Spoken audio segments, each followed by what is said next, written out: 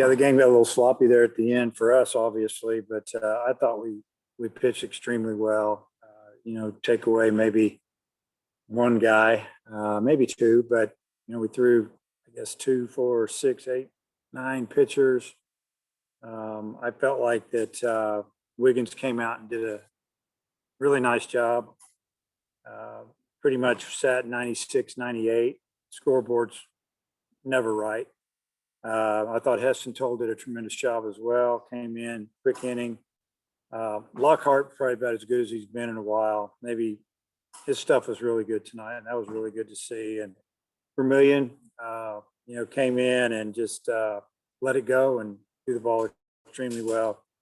And then obviously, I guess the other one stands out a little bit is Nolan at the end. He had really good stuff. Hard slider, fastball, 92, 93. Pretty much every pitch. And it was good. It was good to see those guys because we're going to need as many as we can down the stretch. And on the offensive side, put together a couple of innings. Just glad that we were able to get a win, kind of a game between two big series. Big series coming up, and we did just enough to win. So good win for us. Hodge? Yeah, Dave, how did you think Wiggins handled the start, not just pitching, but also everything that comes with being a starter, pregame, mentally, all that stuff? I thought he did a really nice job. Just watching him and seeing him moving around a little bit before the game. He seemed calm but confident, and I think he was ready to go. He threw a lot of strikes, and it was really good to see. 30 pitches, 31 pitches. That's about all we really wanted him to throw, and that's what he did. And we'll go from there. That was going to be what I was asking next. Only 31 pitches. That just so he could be ready to go this weekend, possibly as a starter? Yeah, we didn't want to throw him too much. I mean, we thought for sure 2, but no more than 3. But really, right around 30, 35 pitches. So that's why we didn't send him back out. Hey, Dave, what was the scouting report on Jeans, and what did you make of his start? Yeah, I mean, he, you think about the first 2 innings. First off, I thought he did a nice job. You're talking about a true freshman or a freshman from Texarkana. He threw 2 different breaking balls. He threw a real slow one. Through a slider type pitch. He, throws fastball 90 miles an hour. And I mean, the first 2 innings, we should have got him. We didn't get him. He walked 4 in the first 2 innings. We didn't score a run. We had a runner first, second, nobody out to start the game. We don't score. So give him credit for pitching out of a couple of jams. But I thought he kept us off balance. And, for the most part, until the 5th inning, it looked like it was going to be tight. It was. But I think he hit a guy, walked a guy. I think we got a single and a grand slam. So, but he pitched good. Yeah. And how important was it for you guys to get in a game where you could throw a bunch of pitchers just because you haven't had a midweek in a while, I think it was really important. It's just, this time of year, and then for the pitchers that haven't gotten to pitch much lately or have had outings that haven't gone their way and they haven't been on the mound for a while, you could tell they pitched a little bit of an attitude, even though it was a 1-inning situation or 2 hitters. I mean, Nolan, it wasn't real good at LSU. His first time back, it was real good today and tonight. And then, even Vermillion, he gets 1 hitter, and it looked good. It looked good coming out of his hand. And Lockhart, like I said, that might have been some of the best stuff he's had. And he gave us 2 strong innings, had good velocity, command. It was really good to see. Randy? Dave, at times the play was sloppy, as you mentioned. What do you attribute that to? Oh, I don't know. I don't know. It's baseball sometimes. It was a couple of plays. I mean, obviously we had a pop up and it was hit really high, right in front of home plate, right in front of the mound. The first baseman, in our opinion, had it under control, and third baseman came in and called him off, and he didn't catch the ball. The pop up to the catcher, we could tell from the dugout that he had overrun it, and he's 18 years old. He could be a senior in high school graduating right now, but he's here. He hadn't played in a while. So what do? You can't really get on him about that. The pop up in the infield, yeah. And then Battles, he hadn't made a play like that all year. He started to take the ball out of his glove to flip it, and he dropped it. I mean, I guess better now than this weekend. That's all I can say. But I don't know what to tell you. It contributes to that. I think that it's a midweek game at the end of conference play, and we needed to get through this game so we could get to thinking about Tennessee.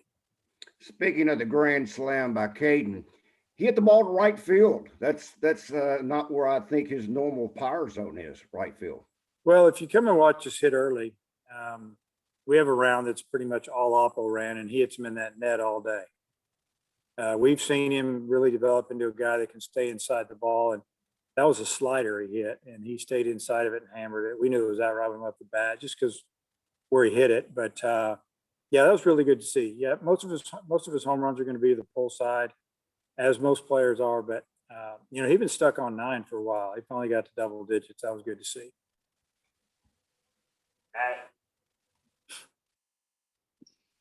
Has Dylan Leach stopped hitting or switch hitting? Yeah, we just feel like his swing right-handed is a lot better than left. It's a lot more powerful as well. So he's been doing it for about 2 or 3 weeks now, just swinging right-handed. He's seen some right-handed pitching live, and some of our one-on-one type, I guess you would call just pitcher against hitter. Yeah, so pretty much just swinging right-handed right now. And then looking forward to Tennessee, when Tony took the job a few years ago, he told me that he came to you for advice. And I think he said you told him something along the lines of, that's a program that has been great. It can be great. Did you foresee, though, that he could turn them around and have them to where they are in such a short amount of time? Well, what is this, his 4th year there? Yes. Yeah, I mean, it doesn't surprise me.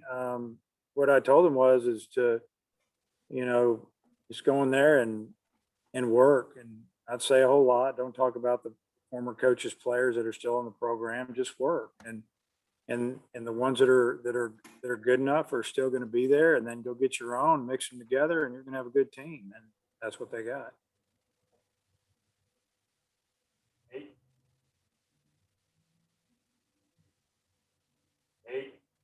Oh, I'm sorry, I couldn't hear you. Just as far as Tennessee, just what do you look for from their personnel, and what do you see from them? Well, they have an older team, very athletic. They like to steal bags. They'll put some pressure on you if they can, but they've started hitting the ball out of the park the last few weeks. And that's been a big part of their offense is the home run. Probably for the last maybe 4 or 5 weeks, they've hit the ball out of the park a lot. But their pitchers throw a lot of strikes. They don't put you on. They compete hard.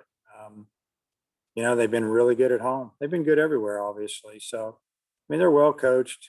They're hard nosed. They're on a mission. They look like it's a fun bunch to be around. Also, with Nolan's performance tonight, can you see him figuring in relief or even as a possible Sunday starter if you use Wiggins?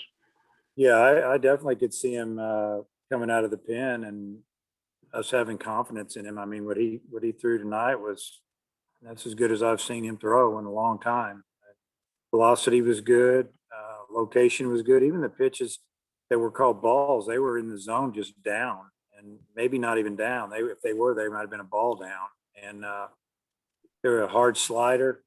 He looked good. I threw a slider at 87. I think he might have thrown another one at 88.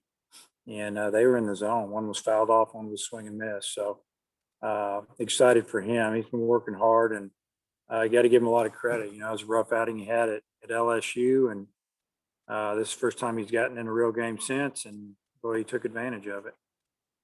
Thanks. Hutch, anything else? Yeah, Dave, Cullen Smith had another couple of doubles tonight. Do you think he's maybe earned a little bit more consistent playing time, or do you think you'll continue doing what you've been doing, splitting time with him and Nesbitt? Well, I've talked with Cullen about playing more, and we feel like that. Obviously he's our better offensive option there. So I think he keeps swinging the bat, he'll play. And then do you plan on leaving game 3 still TBA for this weekend, or do you know who you'll start? We're going to leave it TBA. You know, we're going to do what we have to do to try to win a game or two. And if we got to bring in Wiggins to close a game, or, you know, Lockhart or Nolan or any of these guys, Vermillion, we're just going to try to take them one at a time. We've got 6 games left against, you know, 2 really good teams, and, you know, every win is precious. So we're just going to try to get them. Andrew? Hey, Coach, I'm sure you keep in touch with a lot of different coaches around the league and guys that you've worked with. I was wondering what your relationship with Coach Vitello is still like. Like, do y'all talk regularly? And I'm sure you'll talk a little bit this week maybe, but can you just talk about what that's like? Well, usually during the season, don't talk to the other coaches too much. You know, example, you know, with say Will Bolt at Nebraska, or Rob Childress at Texas A&M, and, you know, Sawyer's, and I could go on. But, you know, I talked to him a little bit before, you know, once or twice during the season, or, you know, maybe on a birthday, I send a text, or, you know, something like that. But yeah, I've talked to Tony a few times, and, you know, I follow their program and they follow ours. And, you know, I'm excited for them for what they've done. Obviously this weekend, you know, we want to win, I want to win, but I'm happy for those guys that they're having success. Matt, final question? Yeah, just 2 on Tennessee. First off, with as far out as recruiting is done, do you still see Tony's fingerprints on your program at all? And how much would you attribute maybe the from about 17 on the role that he's had in at least assembling some of those players? Yeah, there's I think Opitz is a guy that Tony, I mean, I don't remember how it all went down, but Tony started recruiting him, and I kind of finished it up as far as once we decided we got him. We had to bump his offer up a little bit, and I had to tell Tony we're going to have to give him a little more. He's going to go somewhere else. But other than that, I don't know if there's off the top of my head, I don't know if there's any more guys. But, you know, definitely when Tony was here, he did a great job recruiting. And, you know, yeah, some of the 18, 19, I mean, they're definitely, I mean, that's part of being an assistant coach and a recruiter. And that's one reason you go out and you get a job like Tennessee. You've done a good job at the previous program, or in the previous program before that, he was at TCU. And then Josh Elander spent a year with you. He got a job really young, you know, for an SEC full-time job. What have you thought about the job he's done with their hitters? Well, I think he's done a great job. You know, it's interesting when that all went down, Tony wasn't sure that Josh was the guy because he didn't have the recruiting experience. And, you know, we kind of had to talk Tony into it a little bit, you know, that Josh is ready. And, you know, I don't know. It was a very interesting time. I really liked Josh, thought he was going to be a great coach, and was a great coach. Needed to get on the road a little bit, and it ended up being a really good fit for Josh to be there. Thanks for your time, Coach. Okay, we'll see you guys.